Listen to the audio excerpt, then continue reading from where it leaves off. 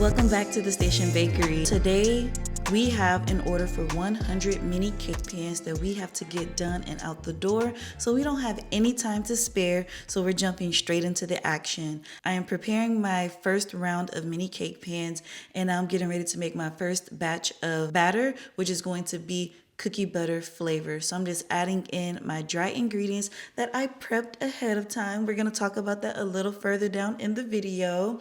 And then I'm going in with my wet ingredients and of course adding that delicious creamy cookie butter into my cake batter.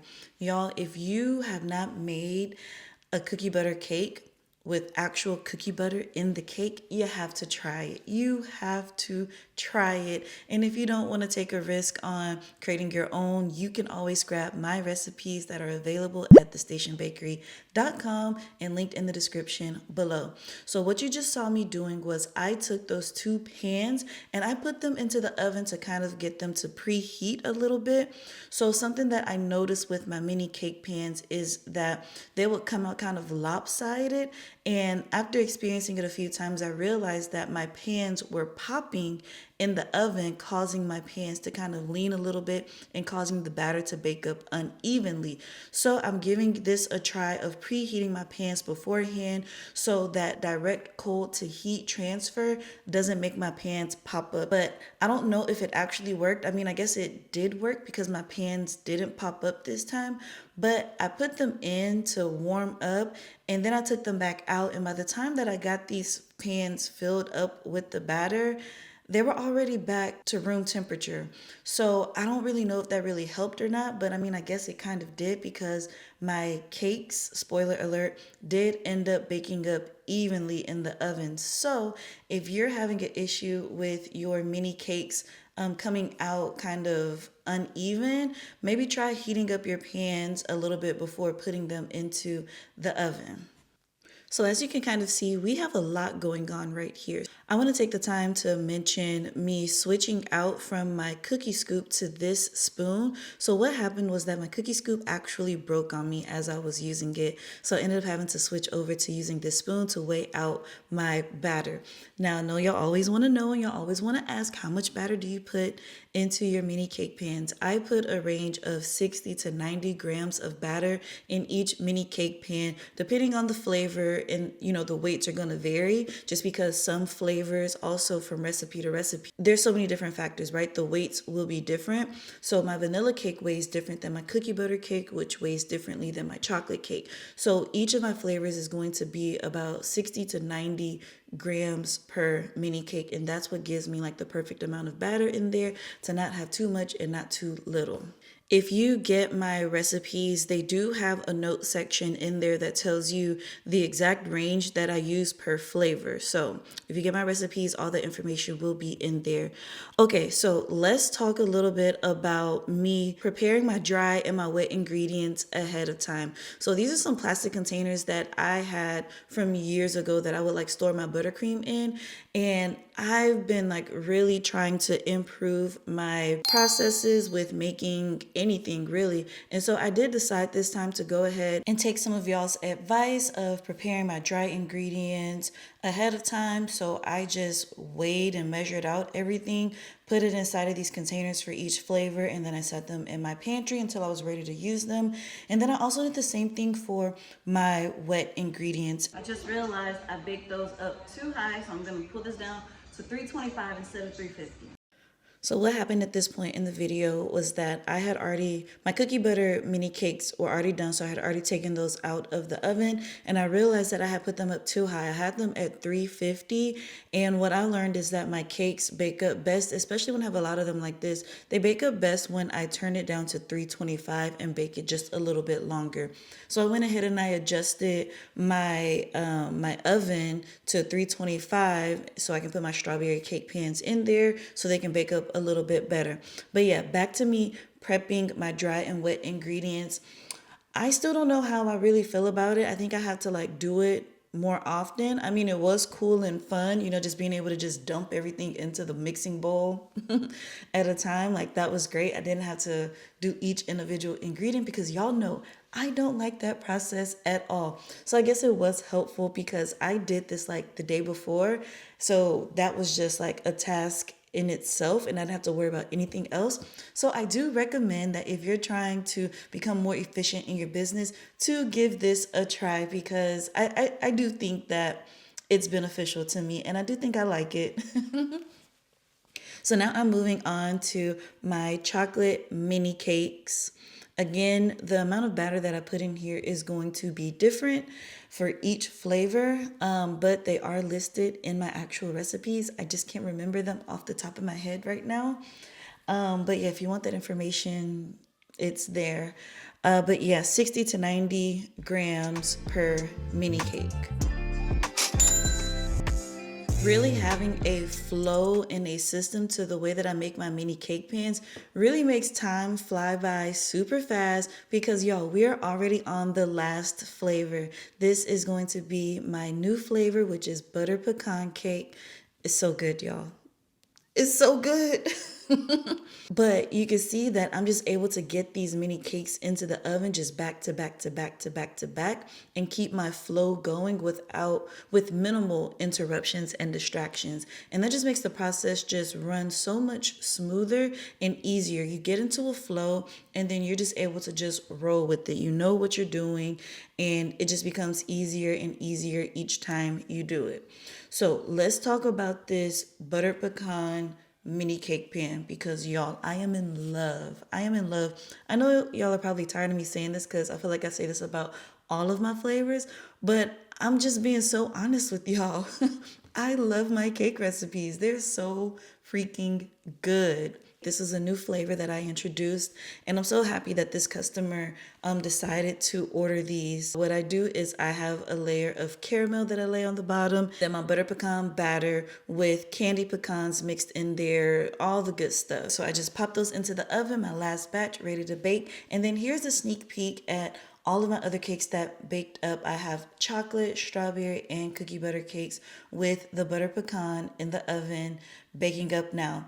So I already prepped my buttercream ahead as well. So this is another tip for you. Just try to do as much prep ahead of time so that when it comes down to baking and decorating, you can just go at it. So I'm just able to just pick up my buttercream, ice what I need, top it how I need to, and keep it moving. This flavor right here is my strawberry crunch flavor. So it is a strawberry cake topped with strawberry buttercream. And as you can see here, this is my strawberry crunch topping. I do have a video with the recipe that on how I make my crunch toppings. I will try to link it here. If not, just search the Station Bakery crumble recipes and it should come up. But yeah, this is my strawberry cake recipe. It is full of strawberry flavor with freeze-dried strawberries and homemade strawberry jam. So yeah, it's delicious all the way around. I get questioned a lot about the lids for the mini cake pans. And I see that like a lot of people have a problem with the lids fitting. I don't have that problem. I don't know if it's a manufacturer thing or not, but my pans come out pretty well. But something that I did notice when I see other people making mini cake pans and when y'all talk about it is that y'all are doing a lot to the pans, like washing them. And that is causing you to kind of misshape the pans. Like, just let the pans be what the pans are. They are food safe. They come ready to use. If you fiddle around with the pans a lot, then you're going to end up bending them, which is going to cause the lids to not fit properly, and you're gonna think that you have a bad batch, but in reality it's you that's causing the problem. So now I will say that sometimes, when they come stacked, I think it's the ones at the top will kind of be squished in a little bit more than the ones at the bottom. And a hack that I saw was somebody said to take those out and put them on the bottom, and then it kind of like spreads them back out into their normal shape. So now I have moved on to cookie butter. This is my cookie butter cake topped with cookie butter buttercream, and now we're putting on the crushed Biscoff cookies, and then I'm gonna drizzle it with more melted cookie butter. And the way that I melt my cookie butter is I just heat it up in the microwave. I wanted to give y'all another tip. What I try to do when I'm making multiple flavors in one go is I try to work from the most allergy friendly flavor to the least allergy friendly flavor. So the butter pecan was like the last one that I baked, just to try to minimize cross contamination as much as possible. When people order from me, I do ask about allergens, and I am not an allergen friendly bakery. So if someone has allergies, I typically won't take on the order just for safety all around, because you never know the severity of someone's allergy, and things happen, and so I just don't like to take that risk, so I do decline those orders. So that's just another tip for you all. I have tips on tips on tips for days.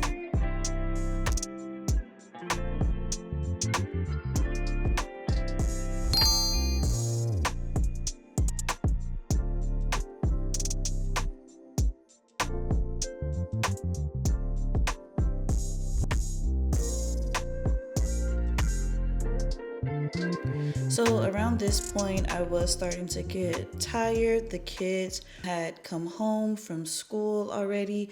And so I enlisted my husband to help me out, just making sure that my mini cake pans, like that they were clean and that the lids were fine and that everything looked okay. I just kept the process going. Just a tip for those of us who are parents and have young kids that are at home with us while we're trying to run our businesses. Y'all, I'm not gonna lie, it is hard. It's possible, but it is hard. So I don't want you to think that it's just so easy for everyone else, because just being a parent in general comes with a lot of challenges. So being a parent and trying to run your business and your kids are at home with you, yeah, you're gonna run into some challenges. So just know that you're doing a good job. You're doing the best that you can, making the most of what you can. And if I can just give you some more tips, it's just that find ways that work with your family and your schedule. Family comes first. So I don't recommend neglecting your family for your business, but maybe you can schedule time for you to specifically work on your business while someone else watches your kids. Or if you don't have anyone that's able to watch your kids, a really big thing that I did when my twins were younger was that I let them be involved. So they were able to work alongside of me. So we're having family time. They have mommy with them, but I'm still able to get my work done and they're not bored. And so when I say have them work alongside of you, it's give them their own things. Let them have some pans to play with. Give them some Play-Doh or whatever it is so that they can pretend that they're baking and working with mommy too. Or if they're old enough, you can actually use them in your business. Maybe they can help you put the lids on your mini cake pans. Maybe they can grab your ingredients for you. Or maybe they can be your cleanup person, right? There are so many different ways that we as parents have to get creative. So we can get creative in the way that we run our businesses with kids. But just remember, it is hard. Yes, it is hard. And it is still something that I still struggle with even to this day with doing this so long. I still get frustrated, I still wish sometimes that, I could just work unbothered, uninterrupted. But the reality is that that's just not the season that I'm in right now, and I'm going to be thankful for the season that I am in. To be able to do this and have my kids with me is definitely a blessing.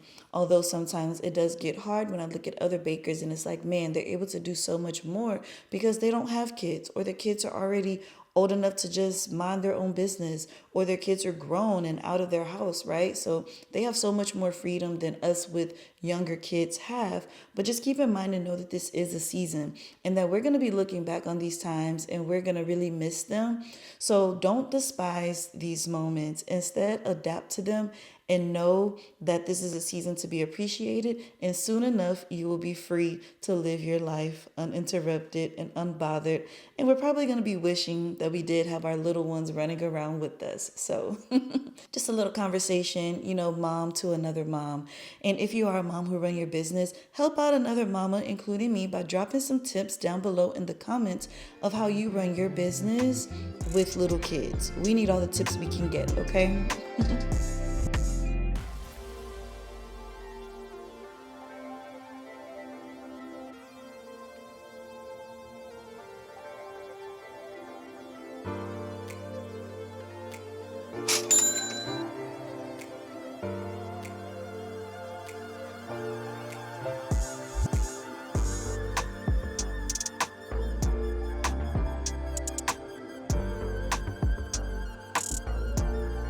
now we're moving on to the packaging. As you can see here, I do store my mini cakes in my refrigerator overnight. I typically try to make everything the night before that they're due.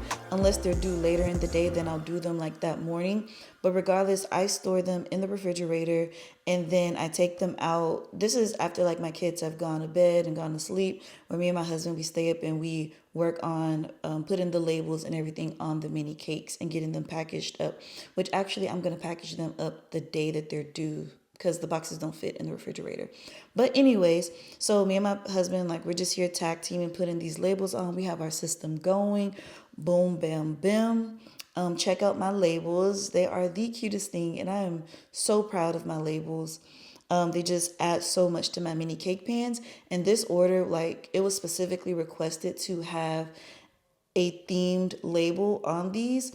So I'm not just telling y'all this because they're my products. I'm telling y'all this from my perspective as a baker, but also from me getting the feedback from my customers and my clients. Like, y'all, packaging really, really matters. And my labels have just upped my game so much more that people just are specifically requesting for these. People want to know, like, hey, where did you get that from? It looks so nice. It looks so professional. Hey, can I have some that's custom made for this event? And yada, yada, yada, right?